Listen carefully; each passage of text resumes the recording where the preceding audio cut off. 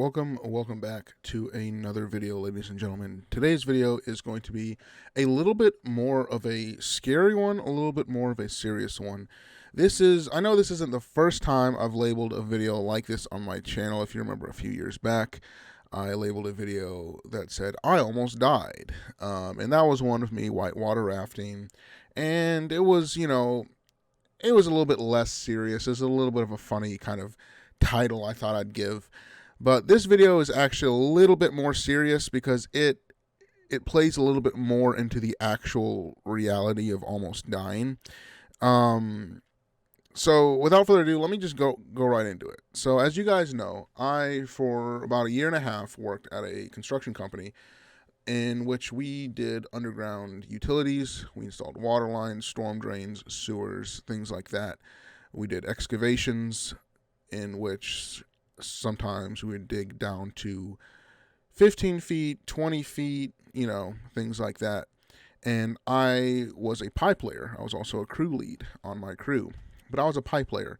So my job consisted of going down in such trenches. Not all the trenches we dug are that deep. A lot were way shallower. Most of them were only about 4, 5, 6 feet, but some of them went down that deep. And essentially what had happened was there ended up being a trench collapse while I was down in a trench. Now, that's just to tell you what happened and how I almost died. Now, let me rewind and kind of give some context. So, we were over at a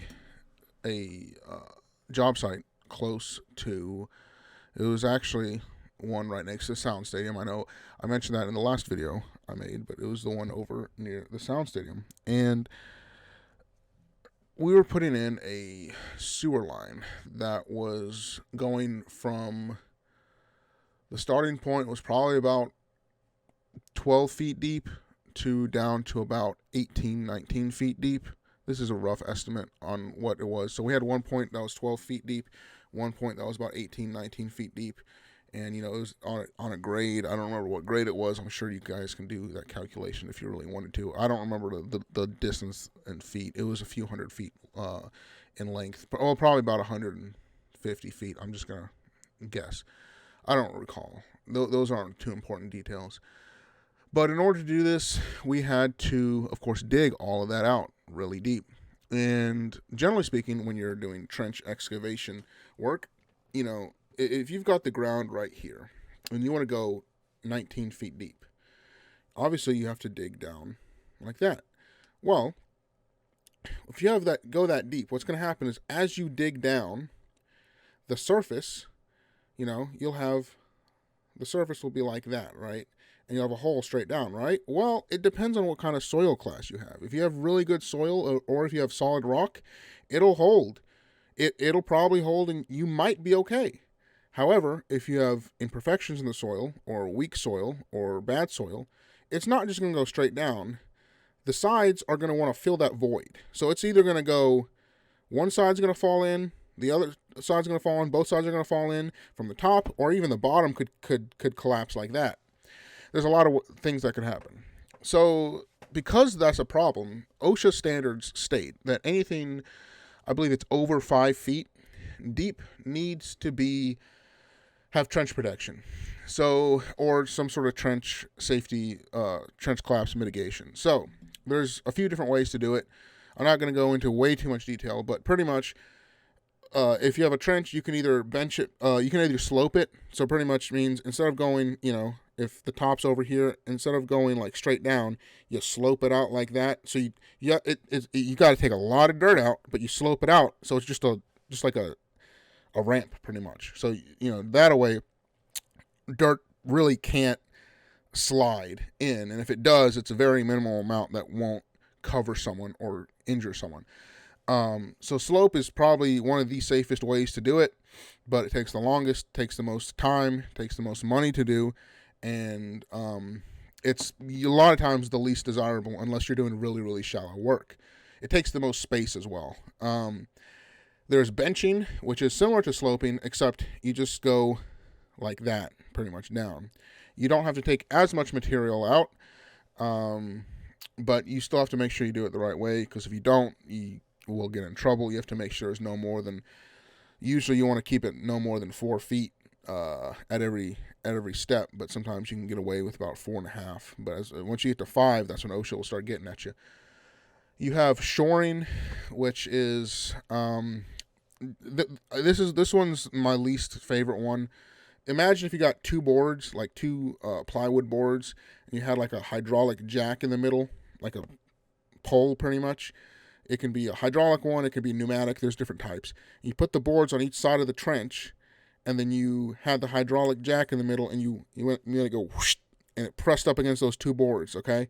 And it pushed up against the sides of the ditch. That's another option you can do.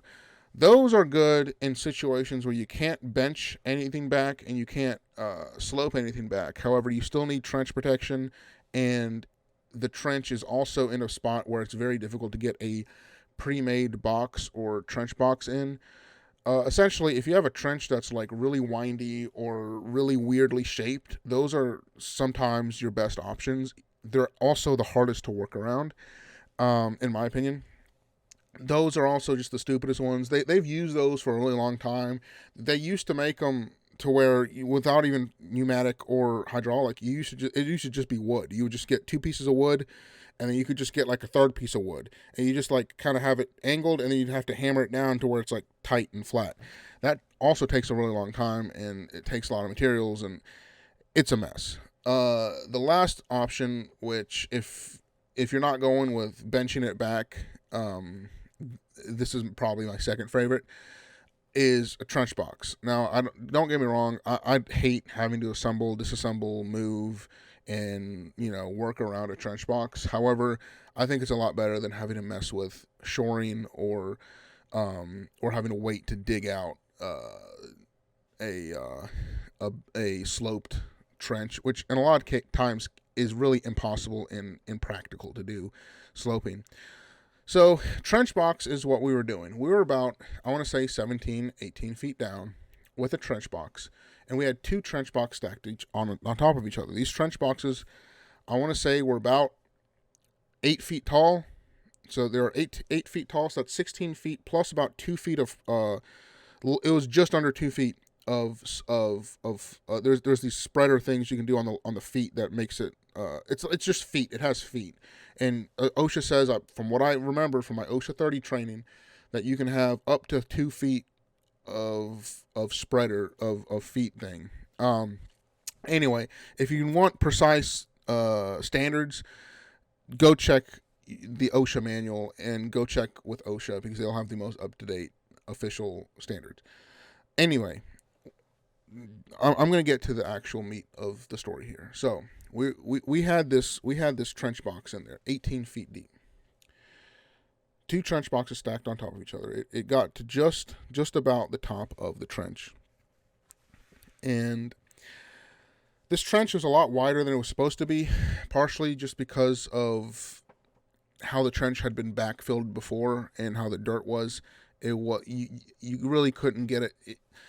The dirt was really bad. It was really loose dirt. There was rocks about that big mixed in with normal dirt, mixed in with just really crappy dirt mixed in with some clay. It was really bad. So, if the trench was about this wide, our box was only about that wide. So on each side of our box, we had, I want to say about 4 feet at the max, 4 or 5 feet at the max, and then it kind of went down a little bit at the bottom.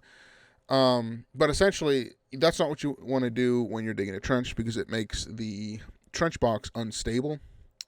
But anyway, my coworker and I won't say his name for privacy reasons, but my coworker and I, we had the catwalk all set up. We had gone down into this trench. We were working. We were putting in sewer pipe. Everything was going all right.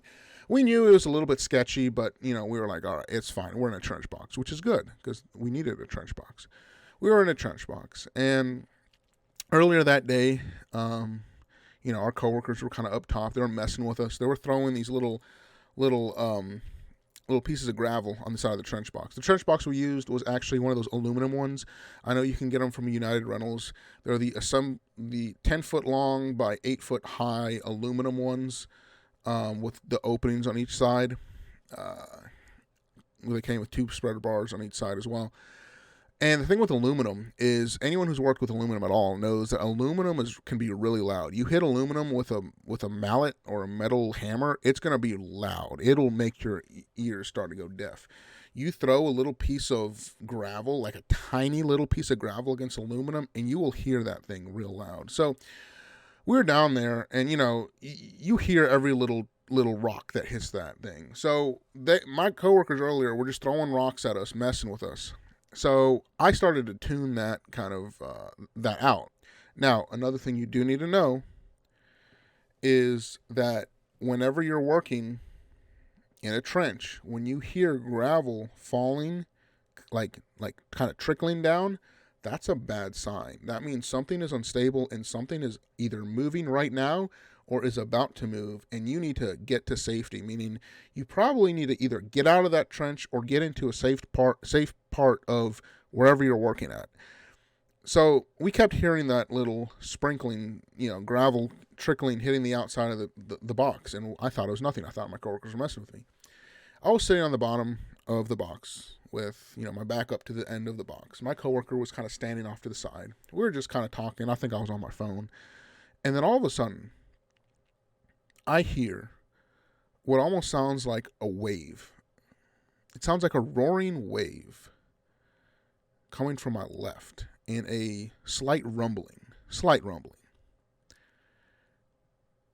And I look to my left immediately because I'm sitting about 2.5 feet, maybe about 3 feet from the end of the box. I look to my left immediately, and all I see is dirt and gravel falling. I jump up faster than I've ever moved in my life. This is one of the fastest times I've ever moved in my life. I jump up. I look back to my right as I'm jumping up. I see my coworker, and I see the other end of the box, and I see dirt and just rocks. Like, I'm talking like rocks like that big. It's really just brown. That's mostly what I see. I see brown with a little bit of like white speck, like little pieces of lighter stuff in it, just falling down. In my mind at this point, I'm like, oh shit, this like it. I'm in a trench collapse. This could be it. There was about 2 or 3 seconds where I thought, oh shit. It probably wasn't even that long. It was probably about 1.5 seconds where I thought, oh shit, I might die here. But as I was jumping up, my coworker kind of like went towards me, and we like grabbed each other. And I'm not even kidding. I'm not a person who is very like touchy with people. I don't like grabbing people. I don't like touching people, especially if they're people I'm not like super close with. But we like grabbed each other, and we're like, oh shit, and we're like kind of looking around. I was kind of doing this number, because I didn't know. I do remember vividly looking up, because I didn't know if I was scared that the trench box, we didn't get it high enough, because generally speaking, you're supposed to have the trench box a few feet above the edge, so nothing falls or topples over from the top. So I was kind of looking up above, hoping there wasn't like a boulder, about to come down and kill me or kill my coworker or something. So, we kind of grabbed each other. We just kind of looked at each other for a second. We were like kind of freaking out. I remember vividly the whole trench box, because it was unstable, the whole trench box shifted over, slammed on one side of the trench, and it shifted over at least 2 or 3 feet. It became unstable, and it was tilted over a little bit, not drastically. But, we kind of freaked out for a minute because we thought we were about to die. We looked around. Like, I remember I actually had to pick up my feet as the rocks were falling, because the dirt was actually filling inside the trench. When we had moved to the middle of the trench at this point, and the dirt was kind of like still rolling into the middle. It wasn't like anything that would hurt you, but the dirt was kind of rolling into the middle of the trench, and I was having to pick up my feet so that I didn't get buried. Even if it did get buried, it wouldn't be that bad. But, I looked around, and I mean, we had this whole thing already dug out. We had to hand dig a lot. I looked around, and I had, the sewer pipe, which I believe was either an 8 or 10 inch sewer line. The green sewer lines, that was almost completely covered. It was pretty much completely covered. The space in front of it that we had dug out was pretty much completely covered. Everything was covered. one side to my left, right next to where I was sitting, there was about 4 feet of dirt. 4 or 5 feet. It was close to 5. I don't recall the exact measurements on how high we had that spreader bar, but it was between 4 and 5 feet of dirt covering, like up to the actual end of the box, and then spilling in, it went down. So imagine, our trench box is that long. The dirt was like up here and like spilling in, like kind of like that. Now, I will give credit where credit is due. That trench box for sure saved my life and saved my coworker's life. I would not be right here right now if that trench box was not there, which I don't think I would have gone in there without that trench box, because I have been trained enough in trench safety and in just common knowledge and common sense that I would not have done that if I wouldn't have had the right protection. After that, we kind of left our tools down there. Well, actually, we ended up getting them out, but we started climbing out, and like as soon as I realized that everything was like kind of stopped for a second, I said, "Man, we need to get the fuck out of here." Like straight up, I was like, "Dude, get the fuck out of here!" Like I started, like, he was trying to get up. I just almost started like grabbing him to try to push him out because everything was all messed up. The ladder that was inside was kind of a little messed up. I'm like, "Man, get up, get out. We need to get out now." So he started getting out. He got out. Then I started getting out, and obviously, like, kind of during this time, the guys from up above obviously had kind of noticed what went on, and they're like, "Oh shit, you guys good?" And I'm like, "Yeah, we're good. We're getting out." So we got out of there as soon as we felt that the whole thing was stable. Now, whether that's not stable, at least safe enough to get out. Now, whether that was the right thing to do or not, that's up to you for you to decide. But I felt like that's what needed to be done at the moment. We just needed to get out of there. So that's what we did. We got out of there. Thankfully, none of us had any injuries other than a little bit of I don't know. It's not trauma. It's just like, maybe it is trauma, but there's a little bit of damage I feel sometimes, not physical, but like mental and emotional, whenever I think back about that moment. And nothing enough to keep me up at night, but it is something that I'm like, damn, I could have died. It's just something where it's just like, I don't like thinking about it for too long, but we ended up having to do a bunch of more work around it. We ended up having to dig a bunch of stuff back up. The good thing at the end of the day was that no one was hurt and no one was injured, and that's a great thing. That's something that is really the reason why we have so many safety regulations and safety standards and everything, is to make sure people don't get hurt. One thing we could have done to mitigate that whole thing was actually to put gravel on each side of the box, which I had actually said a few times to I believe I had mentioned it to our foreman, but I remember saying it out loud, either directly or indirectly, to our operator at the time, and I don't think we ended up doing that for one reason or another. I'm not going to speak as to why we didn't end up doing that, but I remember we didn't end up doing that, and I thought we were going to do that. Putting gravel on each side would have mitigated the box shifting. Depending on how much, if we would have filled the whole thing with gravel on each side, it probably would have prevented the whole thing from falling in the first place, but it definitely prevented that whole thing. It would have at least prevented that whole thing from shifting over. And my coworker even told me that when I was down there, he said I got up so fast, he couldn't even believe it. I do have I have a video of me sitting on the bottom, maybe 1 or 2 videos of me sitting on the bottom, and I have a few pictures from the aftermath. And I just want you to keep in mind, while I'm showing you these videos and pictures, for the video, I was just sitting on the bottom, kind of scrolling through my phone, whatever, I just happened to take a video that day of me being on the bottom. And you can kind of just make sure to look at the video and make sure to look around kind of where I'm at. And then make sure to take a look at the picture. And if you look closely on the picture, you'll see a spreader bar that goes diagonally, not horizontally, not diagonally, horizontally. Now, there's 2 of those, well, there's 4 of those in total, but there's 2 of those per box. You're going to clearly see one of them, but there's one below that. That's covered in dirt.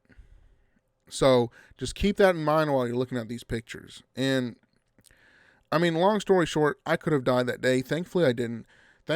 Shout out to United Rentals for, being able to provide a product like that. I know there's tons of other products and tons of other suppliers, but I even sent them a message on Twitter. I don't think they saw it or responded to it, but I said, hey, your trench box saved my life today. And it really did. I would not be here today if that trench box wasn't there. Here's a little bit of a fun fact, sad fact, is that most trench collapses in where there's someone that needs to be rescued, most of the time it's not a rescue. Most of the time it is, unfortunately, a recovery, meaning a body recovery, meaning someone died. There's the amount of weight and the amount of force that comes down on you when you're involved in a trench collapse is crazy immense. You might not think just at first that it's going to be that bad. Oh, it's just a little bit of dirt. No. You will die very quickly. And if you don't die very quickly, you're going to probably have a long and painful death. And if you don't have a long and painful death, you're probably, if you do survive, you're probably going to have a really long and painful rest of your life. If you don't have a long and painful rest of your life, you're going to lose some mobility of some things. If you are extremely lucky and someone gets to you really fast and you haven't broken any bones, you might survive with minimal to no damage if you're completely covered. That's if you're extremely lucky and the dirt falls just right. It's happened to people before, but it's very rare. And I just wanted you guys to know that that is not something to play around with. So if you're ever in a position where you're digging underground, whether for someone you work for or for yourself, or you just walk across a trench in the ground, do not go into that trench without a competent person there that knows what's going on, who's in charge. Because you could end up getting yourself killed, and nobody wants that. Not only that, most fire departments don't have a lot of rescue squads available. Here in Nashville, we have two. We have one downtown and one somewhere else, but 2 rescue departments for the entire Nashville? What if you're working 30 minutes away from the nearest rescue? According to OSHA, you're supposed to sit there and wait for the rescue to come by. And you know how many crews are working in trenches around Nashville? They say you're supposed to contact your local rescue squad and have them on standby if you're doing any work. 2 rescue squads can't be on immediate standby for 30 crews that are on the ground in, a span of 50 square miles. They can't be everywhere at the same time. If you're lucky, they'll be there in 30 minutes. You'll have fire department there, but the squad won't be there. What are they going to do? They're just going to sit there and watch. So, it's up to you on what to do after that person gets covered. But, if you don't get killed immediately, there's also decompression you have to be careful of. With all that pressure around your body, you can end up getting killed by being taken out the wrong way. If you get rescued and your body gets taken out, you can still die, even if you don't have anything technically broken in you. But the change of pressure in your blood pressure can actually kill you if it's not done the right way. So that's why after you're taken out, a lot of times you have to be they have to cover you with stuff to keep your blood pressure or keep your body in a certain state until you can slowly be brought back. I mean, it's not a fun thing to talk about, but it's something I wanted to share. I usually like using this YouTube channel to document the fun things in my life, the sad things in my life, and, I don't know, make some fun videos, So this was more of a sad video and more a serious video, but I just wanted to share it with you guys and document it. And maybe I'll come back to it in a few years or 10, 15 years when I get older. Maybe I won't do YouTube anymore. Maybe I will. But I wanted to come back to this and just kind of talk to you guys. And not come back and talk to you guys, but come back and reflect upon it and kind of think about it. And damn, that did happen, And it's just something I want to be, something that I can come back and remember. And maybe I can share it with you guys. And maybe this can kind of speak to you guys. I don't know how many of you guys that watch my videos actually work in construction. But if any of you guys do work in construction, or if any of you guys don't work in construction, I have a very important message to each and every one of you guys. Okay, first of all would be, if you're working in construction, I understand there's some safety rules that are just meant to be broken. I understand that. I'm not going to tell you to break them, but I understand why you would. But please, please, please follow those really important safety rules, and really just try to follow as many of them as possible, because there are some safety rules that are out there that you might not think should be out there, or you might think are stupid, but they could end up saving your life. They really could. It's from something as little as making sure you have a pin, a safety pin in a main pin, to something way bigger. Because who knows? Maybe that safety pin that you put in there saved your life. Maybe it didn't. I don't know. Those are just all things you have to consider. And there's a reason, generally speaking, why rules exist. For those of you that do not work in construction, please, by any means, do not go anywhere near a construction site if you don't know what's going on. You're going to get yourself hurt or killed. You're going to cost people a lot of money. You're going to cost people a lot of stress. You could cost some people their jobs.